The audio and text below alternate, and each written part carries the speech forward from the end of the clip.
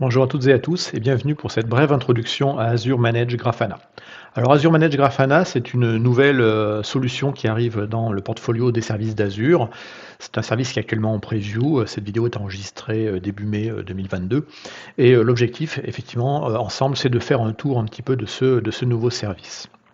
Alors, tout d'abord, pour ceux qui ne connaissent pas Grafana, eh bien, on va faire un petit tour de ce que c'est que Grafana également, mais globalement, ce qu'il faut retenir, c'est que Grafana, c'est avant tout, une solution, en fait, pour, visualiser, en fait, des données, hein, et donc de faire, en gros, basiquement, des dashboards plutôt assez sympathiques. Donc la solution Azure Manage Grafana va être bâtie sur cette solution open source qui est celle de Grafana, qui est proposé par Grafana Labs, qui lui-même en fait propose Grafana sous différentes déclinaisons, mais globalement, il faut savoir qu'on peut installer un Grafana sur un serveur, sous l'instancier sous la forme d'un container, le démarrer dans du Kubernetes, ou l'avoir sous la forme effectivement d'un service managé. Grafana Labs fait une offre hostée de Grafana, et du coup là, c'est une offre complémentaire qui vient dans le portfolio d'Azure. Donc ça va vous aider finalement à avoir en fait dans un même tableau de bord, un même dashboard, de pouvoir visualiser tout ce qui est métrique, voir les logs et également tout ce qui est traces. Alors les métriques, les logs, les traces dans une même interface, ça c'est vraiment le leitmotiv de Grafana. Si on pousse même le modèle aujourd'hui, en fait, Grafana peut être utilisé comme dashboard avec carrément également des indicateurs, des KPI métiers. Mais là, pour le coup, pour l'instant, ici, on va se concentrer plus sur la partie, on va dire, suivi de plateforme ou d'application, mais on peut aller au-delà de ça avec Grafana. Et donc ici, on est dans Azure Manage Grafana, sur, comme son nom l'indique, un service complètement opéré, managé par les équipes d'Azure. Ça veut dire qu'il est maintenu en conditions opérationnelles par les équipes de Microsoft. Vous n'avez donc du coup pas à gérer les montées de version parce que Grafana est un logiciel qui, comme tous les logiciels, évolue dans le temps, hein, et peut être patché. Hein. Donc ça, pour le coup, on le fait pour vous. Il est instancié également, et donc on va garantir une haute disponibilité du service. Donc il y aura bien entendu, du coup, comme tout service managé, des niveaux de service attendus, donc des service level agreement, des accords contractuels qui vont définir quelle est la disponibilité du service. Donc ça, c'est vraiment à l'opposé de je veux prendre mon Grafana, l'instancier moi-même. Ok, c'est facile de démarrer un nouveau container ou une nouvelle machine avec une solution Grafana. Quand on va commencer à jouer avec de la haute disponibilité, il va falloir des clusters, et donc il va falloir gérer ça de manière un peu différente. Et donc, comme c'est un service qui est managé dans Azure, du coup, vous l'aurez compris, on a également profité de tout ça pour intégrer au mieux cette solution avec Azure, que ce soit en termes d'authentification ou en termes de data source, et ça, on va le voir dans la vidéo qui va suivre. Non, ça, je peux le laisser ouvert. Alors, quand on va venir sur le portail, quand on va chercher Grafana sur la page d'Azure, on va arriver effectivement sur ce Azure Manage Grafana qui est en preview. Et donc on vous explique effectivement tout ce que je vais raconter dans la vidéo un peu plus loin. Donc l'idée, c'est de pouvoir effectivement avoir ce genre de joli dashboard basé effectivement sur une solution open source, et de pouvoir profiter également des apports de la communauté sur le sujet. Donc quand on va créer un Grafana dans Azure, il va falloir passer bien entendu par le portail. Et dans le portail, si vous recherchez ici Grafana, eh bien, vous voyez arriver la notion d'Azure Grafana Manage. Et donc du coup, la ressource en tant que telle sera une ressource typée qui s'appellera Azure Manage Grafana.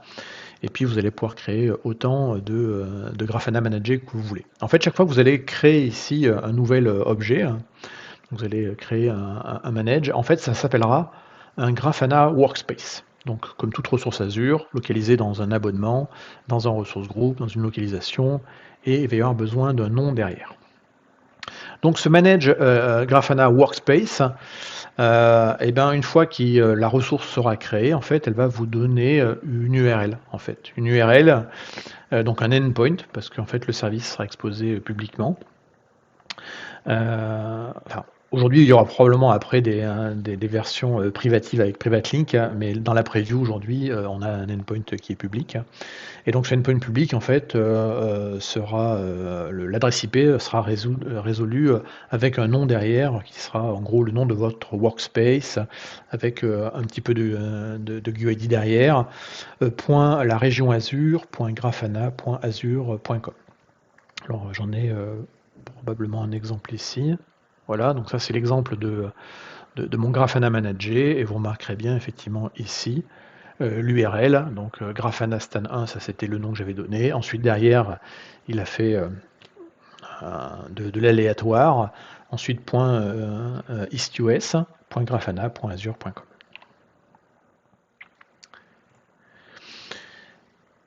Ce workspace peut être utilisé par un seul individu, ce qui est normalement rarement le cas dans une organisation, et il peut être également partagé, bien entendu, par des équipes. Et du coup, qui dit une gestion à plusieurs d'un système au sens large, mais pour le coup ici d'un workspace Grafana, dit qu'il va y avoir des rôles derrière qui seront associés. Donc les rôles supportés, alors là encore, on n'a pas réinventé la roue, donc il va y avoir plusieurs rôles qui vont être disponibles, donc tels que documentés dans la documentation Azure, on aura effectivement les rôles admin, viewer et editor.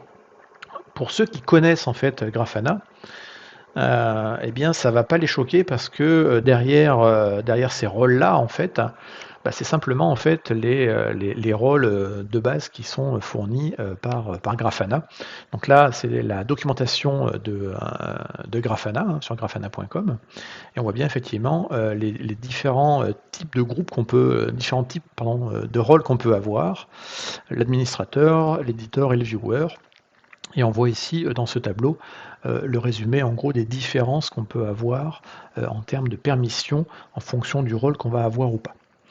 Donc ici, les trois rôles vont se retrouver. Donc le rôle d'admin, le rôle d'administrateur, le rôle d'éditeur, le rôle de viewer.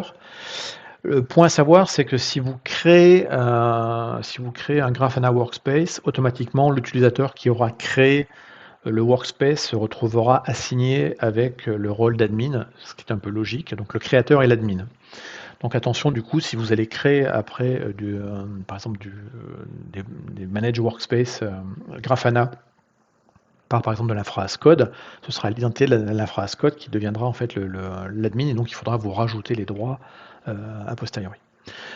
Donc ces trois rôles-là, en fait, que sont admin, éditeur et viewer, en fait, ont été intégrés sous la forme de built-in role Azure, donc qui va vous permettre du coup d'utiliser l'Identity and Access Management d'Azure, donc basé sur Azure Active Directory, et donc en gros d'attribuer les rôles Grafana directement via des rôles Azure. Donc ces rôles Azure, en fait, voilà, ils s'appellent simplement Grafana Admin, Grafana Editor, Grafana Viewer.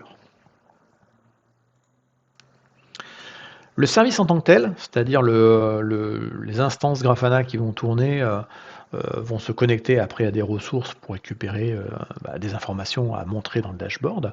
Donc le service en tant que tel également est authentifié et donc va avoir une manage assign identity, chose relativement classique, on est sur des services dans Azure, donc ils ont leur propre identité. Et avec cette identité, on va pouvoir dire ce workspace a le droit de visualiser les données, par exemple de telle ressource groupe, de tel abonnement ou de telle ressource.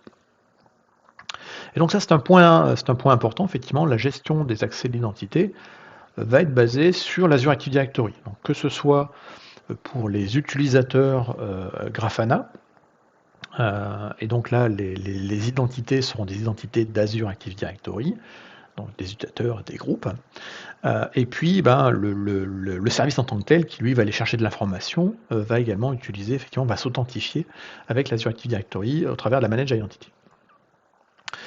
Du coup, on a des permissions qui vont exister par défaut quand on crée un workspace, Grafana Workspace. Et donc, par défaut, effectivement, on va avoir un monitoring reader role qui va être affecté en fait au Grafana Workspace. Et donc, ce monitoring reader role sera appliqué sur l'ensemble des ressources Deep Log Analytics et l'ensemble des données de monitoring au sein de l'abonnement. Alors ça, c'est effectivement écrit dans la documentation. Alors on peut faire on peut customiser bien entendu tout ça. Alors j'ai marqué ici entre parenthèses ressources groupe. La raison est assez simple, c'est que quand j'ai fait mes tests, en fait, je me suis aperçu que le comportement ou l'assignation des droits n'était pas fait exactement dans la preview tel que décrit dans la documentation. Moi, j'avais pas des droits en fait de mon Grafana sur l'ensemble des ressources de mon abonnement, mais plutôt sur le ressource groupe où il était. Donc ça, c'est possible que ce soit lié à la preview. Dans tous les cas, on peut customiser les permissions. Et c'est parfaitement documenté dans la documentation Microsoft, qui dit comment configurer les permissions. Et effectivement, on vous dit ici que par défaut, lorsqu'un Grafana Workspace est créé dans Azure, le Azure Manage Grafana lui donne les droits de monitoring et de data et de log analytics sur l'ensemble de l'abonnement. Moi, ce que j'ai vu, que c'était sur le ressource group. Là encore, ça peut changer. Dans tous les cas, après, on peut bien entendu modifier ça et cibler en disant, ce workspace Grafana peut aller voir des données uniquement liées, par exemple, à ce ressource group ou cet applicatif.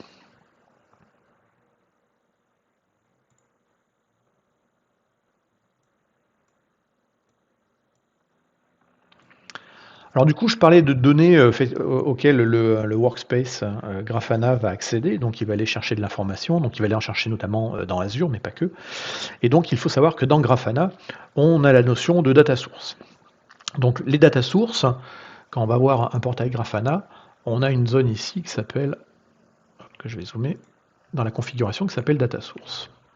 Le data source, on va zoomer un petit peu tout ça, les data sources vont vous permettre en fait de définir les connecteurs entre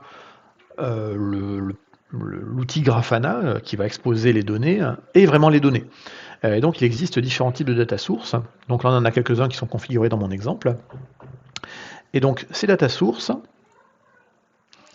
il y en a qui sont supportés, d'autres qui ne le sont pas. On est sur un service managé, donc on a des data sources spécifiques à Azure qui sont donc nativement supportés par la solution Azure Manage Grafana, à savoir les deux data sources qui sont spécifiques à Azure vont être le data source Azure Monitor, qui donc sera ajouté automatiquement à toutes les nouvelles ressources de type Manage Grafana.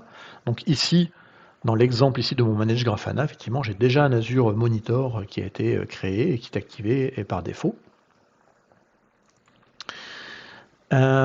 Et donc cet Azure Monitor, en fait, pour avoir plus de détails dessus, on peut aller sur la doc de Grafana. D'accord. Et la doc de Grafana va vous décrire effectivement ce data source qui existe déjà depuis un certain temps, ce qu'il est capable de faire. Alors en fait, il est capable effectivement, ce data source, d'aller se connecter aux API d'Azure Monitor pour la partie métrique. Il est capable de se connecter également au puits de log Azure Monitor Logs, Azure les Workspace Log Analytics, et donc on va pouvoir faire du custo dessus. Et il peut également se connecter sur la partie Azure Resource Graph. Pour faire cette connexion, il aura besoin bien entendu d'identité. Donc en général, jusqu'ici, avant d'avoir un service managé, quand on faisait du Grafana ou quand on configure la data source Grafana standard, ce qu'on fait, c'est qu'on vient mettre un service principal, tout simplement, dans le data source. Ici, on est sur un service managé, donc en gros, on va utiliser l'identity manage du service pour aller autoriser le data source à aller chercher les informations. Et le deuxième data source spécifique à Azure qui est intégré et supporté, c'est le data source Azure Data Explorer. Et le Data Explorer, en fait, lui permet en fait de se connecter sur la partie log et de faire du query sur la partie ADX. Et donc, les queries qu'on va faire derrière vont ressembler, alors une fois que ce sera configuré, et bien après, on va simplement écrire des requêtes, et les requêtes après pourront être visualisées, on va voir de quelle façon. Mais donc là, globalement, on va prendre des requêtes custo, tout à fait classiques, et on va les utiliser pour exposer les données dans Grafana. Ça, c'était les data sources spécifiques à Azure. Il existe d'autres data sources, il y en a un nombre assez grand sur le marché. On ne supporte pas aujourd'hui tous les data sources dans Azure Manage Grafana, au moins dans la preview, on ne supporte pas encore tous les data sources. On a une liste aujourd'hui qui est pour l'instant finie, mais qui pourra évoluer bien entendu après dans le temps, avec également la notion de mettre des data sources d'entreprise. Ça c'est prévu pour la GA, c'est pas encore disponible dans la preview. Mais globalement, aujourd'hui, ce qu'on va avoir comme data source disponible, ce sont toutes celles-ci. Donc Alert Manager, classiquement utilisé avec du Prometheus, des choses sur les parties bases de données, Des connexions à des outils de tracing comme Jagger, par exemple, ou de la gestion de log avec Loki, du Google Cloud Monitoring, je ne sais pas s'il y a du WS, oui, c'est CloudWatch, si je ne dis pas de bêtises. Oui, donc vous voyez qu'il y a pas mal déjà de choses pour pouvoir enrichir, entre guillemets, l'expérience derrière. Et là, simplement, effectivement, on viendra ici pour ajouter un data source dans un manage Grafana, cliquer sur Add Data Source, et là on aura la liste des data sources qui nous intéressent. Donc effectivement, vous voyez, un tracing distribué, tout ce qui est base de données, les clouds, effectivement, donc CloudWatch AWS, on peut également mettre les données de Google Cloud. Et puis après, les enterprise plugins ne sont pas encore arrivés, mais ils arriveront, enfin, ils seront disponibles pour la GA. Vous voyez qu'on va pouvoir brancher plein de choses, du Splunk, du Snowflake, etc. Et là encore, cette liste, elle est, comme je le disais, pas finie, et ça va s'agrandir dans le temps. Alors, je ne vais pas parler de l'UI, parce que l'UI, effectivement, elle est spécifique Grafana, c'est le cœur de métier de Grafana. Il faut connaître quelques petits termes néanmoins. Donc, le premier, c'est, effectivement, on va visualiser des choses dans Grafana. Donc la visualisation, en fait, elle va passer par différents types de graphiques. Donc tout à l'heure, j'en avais montré un exemple ici. Vous voyez qu'on a des barres, des points. Enfin, donc dans la nomenclature de Grafana, ça a différents noms, effectivement.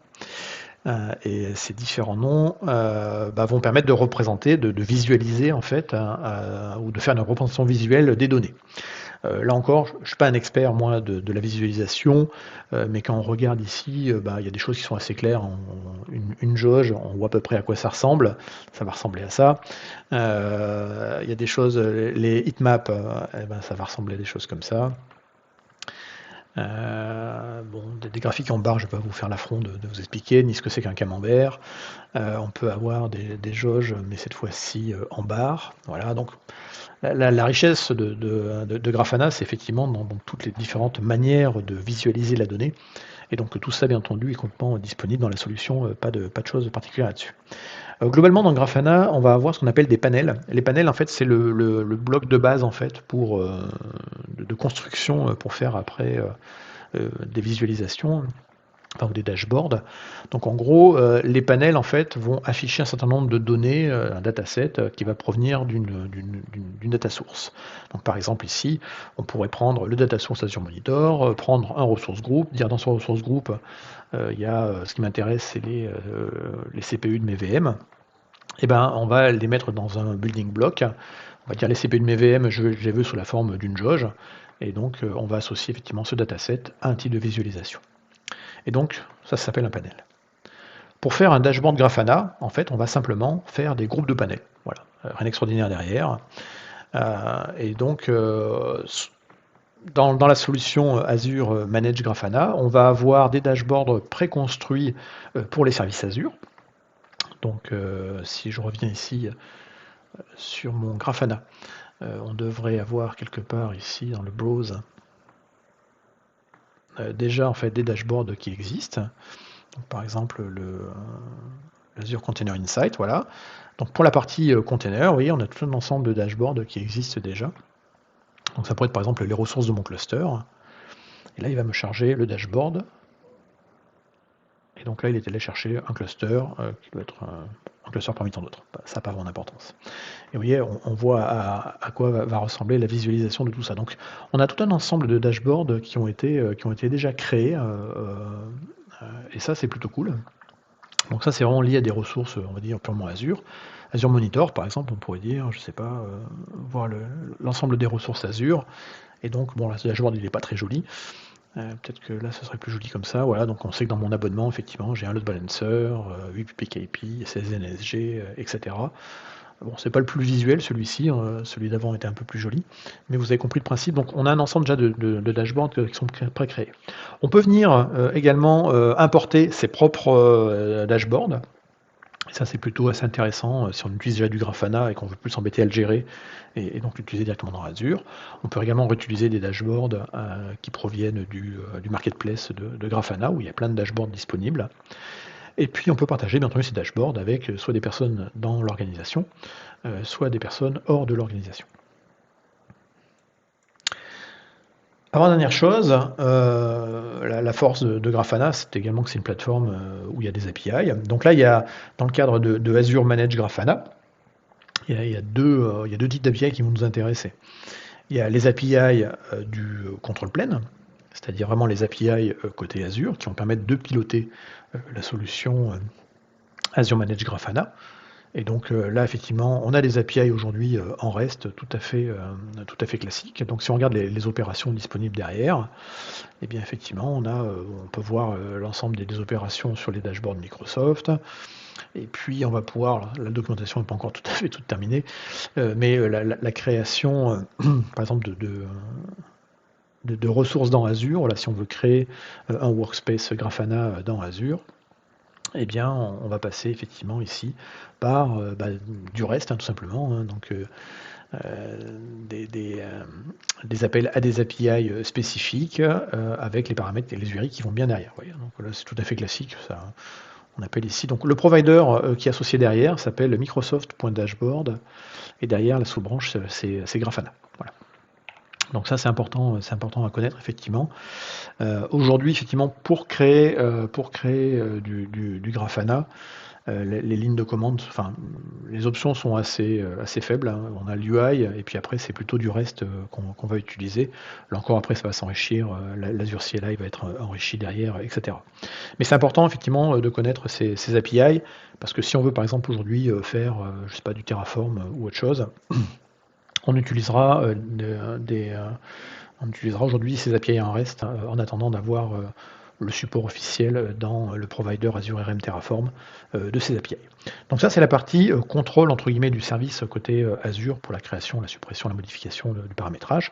Et puis après, les deuxièmes types d'API qui vont nous intéresser, ce sont les API du côté data plane. Data plane, c'est quoi? Eh ben, c'est les API Grafana. Et les API Grafana, là, elles sont référencées, là encore, sur le site de Grafana, hein, donc côté Grafana / docs, Grafana latest, HTTP API. Et là, en fait, tout ce qu'on a ici, eh bien, on va pouvoir les utiliser. Alors, les utiliser, oui et non. Certaines API ne seront pas utilisables dans le cas du service manager, parce que comme on a un service manager, on a packagé certaines choses. Et je vais m'expliquer de suite sur le sujet. Alors, déjà pour accéder, alors ça c'est normal, hein, pour bien entendu aller piloter du Grafana par API, vous aurez besoin d'un token. Donc là pour le coup c'est très bien documenté dans la documentation, on vous explique comment récupérer un access token avec simplement une commande curl. Et donc vous voyez que c'est une commande curl qui va appeler les API d'Azure Active Directory, parce que l'authentification va être dans Azure Active Directory. Donc ça c'est un point important. Toutes les authentifications ne peuvent être faites que par Azure Active Directory. Et donc ça veut dire que certaines API ici, comme par exemple l'API user, celle-ci, elle ne sera pas utilisable dans le cadre d'Azure Managed Grafana, simplement parce qu'on ne va pas créer d'utilisateur local dans la solution Grafana, on devra passer par des utilisateurs Azure Active Directory. Et ça, c'est volontaire de notre part. Donc certaines API effectivement spécifiques à la gestion entre guillemets de Grafana ne seront pas disponibles. Et ça, vous allez le retrouver si vous faites de l'infra as code. Et là, je vais vous montrer un exemple. Donc, si on fait du Terraform, on peut utiliser le provider Grafana pour faire du Terraform. Ici, on a un service managé Grafana, mais on a des API, le data plane sont des API de Grafana. Donc, on peut utiliser le provider Terraform pour aller faire des choses directement dans cet Azure Managed Grafana. Le provider Grafana, il se configure avec deux choses. Il va se configurer avec une URL, donc l'URL du endpoint Grafana, et avec une authentification ici. Donc, l'authentification, je vous l'ai montré en fait à l'instant, hein, comment créer le token qui va bien. Eh bien, le token qui va bien, hein, il va se créer ici avec cette commande là. Donc là on a la première information. La deuxième information sur l'URL, l'URL on l'a ici en fait. Voilà, quand on va aller regarder son Grafana ici. Je regarde ma ressource, voilà. Et dans ma ressource ici, eh bien j'ai le endpoint. Voilà. Et donc ça c'est la deuxième information qui va nous intéresser. Endpoint plus un token. Une fois qu'on a ça, on va pouvoir effectivement être connecté à Grafana et faire des choses dessus.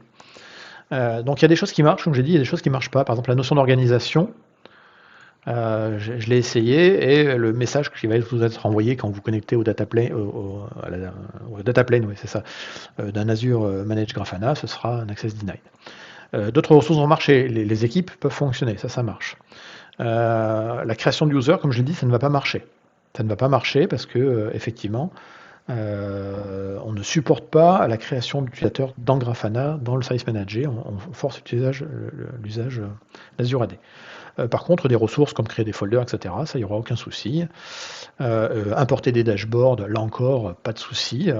Donc on peut aller chercher, effectivement, on peut prendre des ressources Grafana Dashboard, donc utiliser les API associés derrière, venir avec son fichier JSON et directement importer ça dans la solution. Donc voilà, c'est un service manager, donc ça veut dire que certaines choses, effectivement, c'est plus à vous de les gérer, et c'est pour ça que du coup, certaines API du data plane, API officielles de Grafana, ne seront pas utilisables dans ce contexte-là particulier. Voilà. De la même façon, la partie Grafana HTTP API, là, elle sera différente parce qu'effectivement, on n'est pas dans la solution effectivement entreprise de Grafana, et donc on n'aura pas exactement les mêmes API. Ça, vous l'aurez compris, c'est un peu normal. Dernière chose, avant de terminer cette vidéo, combien ça coûte? Eh bien, du côté du prix, donc c'est déjà documenté, alors, même si c'est effectivement en preview aujourd'hui. Donc, on va vous facturer à l'instance, donc l'instance Grafana, sachant que les 30 premiers jours d'instanciation sont aujourd'hui gratuits. Une instance va couvrir par défaut 3 utilisateurs. Donc un utilisateur, c'est quoi? Un utilisateur actif, pardon, c'est quoi? C'est un utilisateur qui va se connecter au moins une fois durant le mois calendaire. Donc par défaut, gratuit pendant 30 jours, les 3 premiers utilisateurs ou les 3 premiers utilisateurs sont gratuits. Ensuite, les utilisateurs actifs supplémentaires seront payants. Et donc si on regarde la tarification de tout ça, on va se mettre, on va rester en US et on va se mettre en euros. Donc le prix, ce serait effectivement par instance de 0,066 € par heure. Par défaut, on va avoir 2 nodes, pour des raisons que vous comprendrez de disponibilité. Et donc, par défaut, on aura effectivement 3 utilisateurs actifs pour ce prix-là. Si on rajoute des utilisateurs supplémentaires, les utilisateurs supplémentaires seront à hauteur de 5,7 € pour chaque utilisateur additionnel, et le tout va se faire dans le mois calendaire. Voilà, ça c'est important ici. C'est défini que c'est pour chaque utilisateur unique qui aura accédé à l'instance Grafana durant un mois calendaire. Vous savez maintenant à peu près tout sur ce nouveau service, Azure Grafana, Azure Managed Grafana, service en preview aujourd'hui, et nous sommes donc début mai 2022. Je vous remercie, à bientôt. Vous pouvez vous abonner ou alors aller voir les différentes playlists disponibles. Si vous aimez ce format, merci et à bientôt.